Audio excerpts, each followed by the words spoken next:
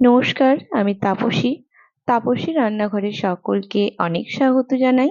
চলে এসেছি আবার একটি সম্পূর্ণ নতুন রেসিপি নিয়ে। আজকের রেসিপি একেবারে ঘরোয়াভাবে খুবই সাধারণ একটি পনিরের নিরামিষ রেসিপি নিয়ে চলে এসেছি। তো দেখুন, এখানে 300 গ্রাম পনির রয়েছে। আর পনিরটা আগে থেকেই একদম উষ্ণ জলে নুন দিয়ে আমি 10 মিনিট ডুবিয়ে রেখেছিলাম। তারপরে এটাকে উঠিয়ে নিয়েছি। এবার দেখুন, পনিরটা আমি কেটে নিচ্ছি, আর দেখেই বুঝতে পারছেন পনিরটা কিন্তু ভীষণ সফট হয়ে গেছে। আর আমি ঠিক ছোট ছোট দেখুন টুকরো করে কেটে নেব, মানে চৌকো চৌকো করে। ঠিক পনিরটা যেরকম ভাবে কেটে নেব, পনিরের সঙ্গে যে আলুটা দেব সেটাও কিন্তু একই রকম ভাবে কেটে নেব। দেখুন কতটা সফট, আর একই রকম ভাবে পুরো পনিরটা কিন্তু আমি এখানে কেটে নেব। আর ঠিক এইরকম ভাবে যদি এই উষ্ণ জলে পনিরটাকে রাখা হয়, পনিরটা কিন্তু ভীষণ নরম হয়। আর একটা যে হালকা একটা দুধ দুধ গন্ধ থাকে সেটাও আর থাকে না। তো দেখুন, পুরো পনিরটা কিন্তু আমি কেটে নিয়েছি। এবার এর সাথে দেখুন আমি নিয়ে নিয়েছি একটা টমেটো, টুকরো করে নিয়ে নিয়েছি। আর এখানে নিয়েছি 1 চামচ মতো টক দই ফেটিয়ে নিয়েছি আমি। আর একটা বড় সাইজের আলু পনিরের মতো চৌকো করে কেটে নিয়েছি। আর এখানে আমি 1 চামচ পোস্ত, একটু চারমগজ, দুটো লঙ্কা, দেখুন অল্প একটু আদা আর দুটো কাজু আমি জলে ভিজিয়ে রেখেছিলাম 10 মিনিট, এটাকেও শিলে বেটে নেব। তো এখানে একটা গ্যাসের ওপরে আমি কড়াই বসিয়ে দিয়েছিলাম, কড়াইটা গরম হতে দিয়ে দিচ্ছি সাদা তেল। রান্নাটা আমি সাদা তেলেই করব, তবে আপনারাও চেষ্টা করবেন রান্নাটা সাদা তেলে করারই। তো তেলটা এবার প্রথমে আমি দিয়ে দিলাম, এবার ভালো করে গরম হতে দেব। গরম হয়ে যেতেই দেখুন পনিরের টুকরোগুলো এর মধ্যে দেব, আর হালকা করে ভেজে নেব।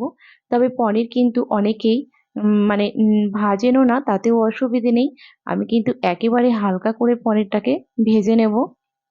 পরে না ভেজেও রান্না করতে পারেন, তবে অবশ্যই কিন্তু তাহলে মানে গরম জলে ধুয়ে নেবেন, মানে ডুবিয়ে রাখবেন, তাহলে বেশ ভালো হয়। দেখুন হালকা একটু কালার হতেই পনিরগুলো আমি উঠিয়ে নেব একটা পাত্রে। আর ঠিক এইরকম ভাবে পুরো পনিরগুলোকেই আমি কিন্তু ভেজে নেব। অতিরিক্ত পনির ভাজার কোনো প্রয়োজন নেই। পনির ভাজার যে তেলটা রয়েছে সেটাই আলুর টুকরোগুলোও দিয়ে দিলাম। এবার আলুর টুকরোগুলোকেও কিন্তু বেশ ভালো করে লাল লাল করে এখানে আমি ভেজে নেব। তো প্রথমে একটুখানি আমি নাড়াচাড়া করে দিচ্ছি, তারপরে অল্প একটু হলুদ মানে নুন দিয়ে দেব। দেখুন অল্প একটু হলুদ আর অল্প একটু নুন দিয়ে দিলাম। এবার আলুটাকে ভালো করে মিডিয়াম আঁচে কিন্তু ঢাকা দিয়ে দিয়ে আমি এখানে ভেজে নেব। ঢাকা দিয়ে দিয়ে ভাজলে আলুটাও কিন্তু অনেকটাই সেদ্ধ হয়ে যাবে। তো দেখুন আলুটাও কিন্তু খুব সুন্দর করে লাল লাল করে আমি ভেজে নিয়েছি। এবার আবারও একটা পাত্রে আলুগুলোকে আমি উঠিয়ে নেব। এই পনিরের তরকারিটা খেতে কিন্তু ভীষণ ভালো লাগে। রোজকার দিনে আমিষ নিরামিষ যে কোনো দিনে এটা বানিয়ে নিতে পারেন। দেখুন এবার এই তেলের মধ্যে আমি দিয়ে দিলাম দুটো তেজপাতা, একটু দারুচিনি, একটা শুকনো লঙ্কা, একটা এলাচ, দুটো লং, সাথে দিয়ে দিলাম একদম অল্প একটুখানি সাদা জিরে। এবার কয়েক সেকেন্ড মশলাটাকে নাড়িয়ে নিয়েছি। তারপরে যে টমেটোটা টুকরো করে রেখেছিলাম সেই টমেটোটাও দিয়ে দিয়েছি। তবে আঁচটা কিন্তু লোতেই রয়েছে। আর ফোড়নটাও কিন্তু একদম লো আঁচেই মানে ভেজে নেবেন, তাহলে কিন্তু পুড়ে যাওয়ারও সম্ভাবনা নেই। ঢাকা দিয়ে দিলাম। দেখুন ঢাকা দিতেই টমেটোটা সুন্দর সেদ্ধ হয়ে গেছে। আর এর মধ্যে কোনো কাঁচা গন্ধ এবার আর নেই। এবার যে মশলাটা বেটে রেখেছিলাম সেটা দিয়ে দেব। আর তার আগে এখানে দিয়ে দেব একটু কাশ্মীরি লঙ্কা গুঁড়ো, আর দিয়ে দেব একটুখানি হলুদ, যেহেতু আগেও আমি হলুদ দিয়েছি। আর এই তেলের ওপরে যদি এখানে এরকম ভাবে শুকনো একটুখানি মানে কাশ্মীরি লঙ্কা গুঁড়ো আর হলুদ দেওয়া হয়, তাহলে কালারটাও কিন্তু বেশ আসে। দেখুন যে মশলাটা আমি বেটে রেখেছিলাম সেটাও এখানে দিয়ে দিলাম। আর মশলা ধোয়া একটু জলও দিয়ে দিলাম এই কম আঁচে। এবার কিছুক্ষণ এটাকে নাড়াচাড়া করে নেব। দেখুন নাড়াচাড়া করতে এবার মানে বুঝে নুনটা এখানে দিতে হবে, যেহেতু আগেও একটু আলু ভাজার সময় নুন দেওয়া হয়েছে, তাই আমি একটু অল্প করেই নুন দিলাম। তবে আপনারা কিন্তু একটু চেক করে নিয়ে নুনটা দিতে হবে, দিয়ে দেবেন। দেখুন তেলটা একটু ছেড়ে আসতেই যে 1 চামচ দই আমি ফেটিয়ে রেখেছিলাম সেটাও দিয়ে দিলাম।